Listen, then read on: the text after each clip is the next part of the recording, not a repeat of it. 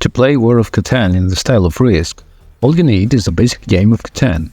Set up the game as seen and feel free to pause the video for 2 players, 3 players or 4 players. Sort the resource cards into 5 stacks and put them face up next to the game board. Shuffle the development cards and place them face down by the board, along with the 2 dice and the number tokens. Place the special card Largest Army beside the game board. Each player takes a building cost card and the remaining game pieces of their color. Return the longest road special card into the box. Each player starts the game with resources from the hexes they occupy with their units. For example, the red player gets grain, lumber, brick, and ore, and you're ready to play. How to win? If you have 10 or more victory points during your turn, the game ends and you're the winner. If you reach 10 points when it is not your turn, the game continues until any player, including you, has 10 points on their turn. Turn sequence. During your turn, you have 5 things to do: production, trade, build, attack, maneuver. Production. Each of the hexes you occupy with your pieces produces 1 resource. For example, the red player gets grain, lumber, brick,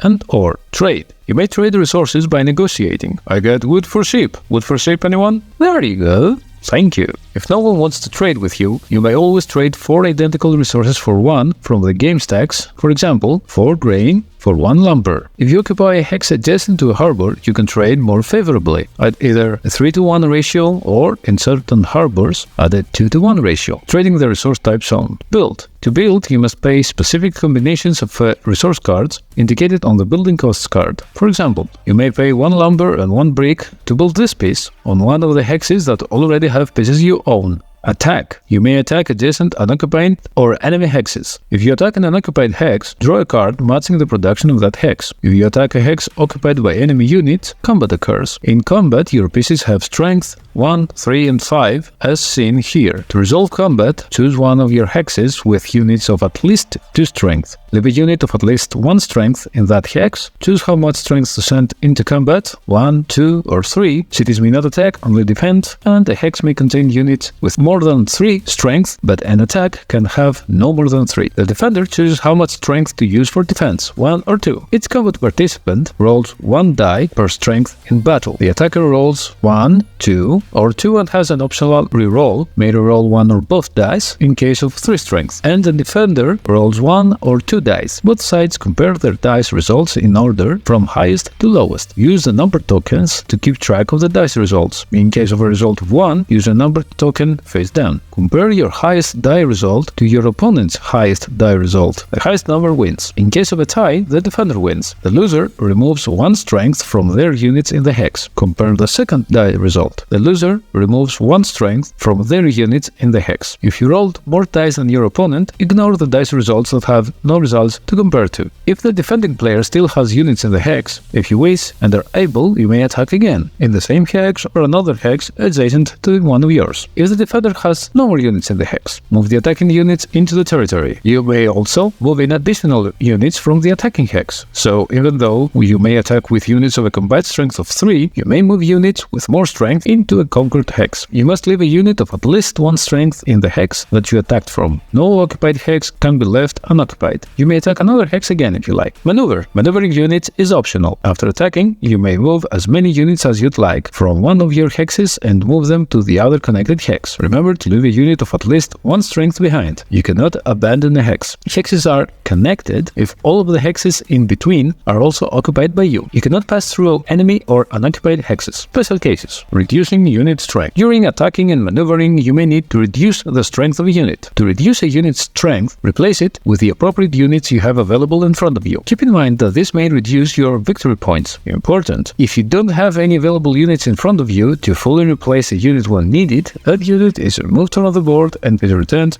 to your available units in front of you. Merging units. Even though you may replace units to lower their strength, you cannot do the opposite. And last but not least, rolling in 7. During setup, the robber is placed in the desert. If you roll a 7 during combat, every player who has more than 7 resource cards must select half, rounded down, of the resource cards and return them to the bank. Then you must move the robber immediately to any other terrain hex or to the desert hex. Then you steal 1 random resource card from an opponent who has at least one unit on the target terrain hex. The player who is robbed holds the resource cards face down. You then take one card at random. During production, an occupied hex containing the robber does not produce a resource. The player occupying that hex does not receive a resource from it. The robber prevents it. Playing development cards. At any time during your turn, you may play one development card. Put it face up on the table. That card, however, may not be a card you bought during the same turn, except for a victory point card. Night cards. If you play a night card, you must immediately move the robber, and if the robber lands on an occupied hex, steal a resource like you do when rolling a 7. Once played, night cards remain face up in front of you. The first player to have 3 night cards in front of themselves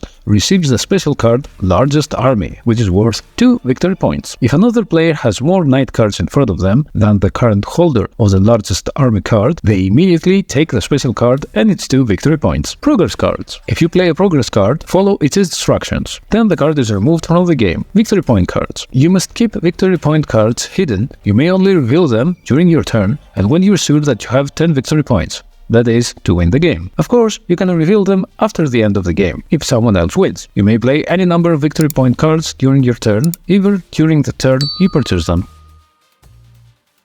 If you want to read the rules, you can support us in Patreon and download the full modified rulebook with all the details about how to play Catan in the style of Risk. Also, don't forget to check our merch filled with t-shirts, mugs, stickers, and all kinds of gifts. Links in the description below.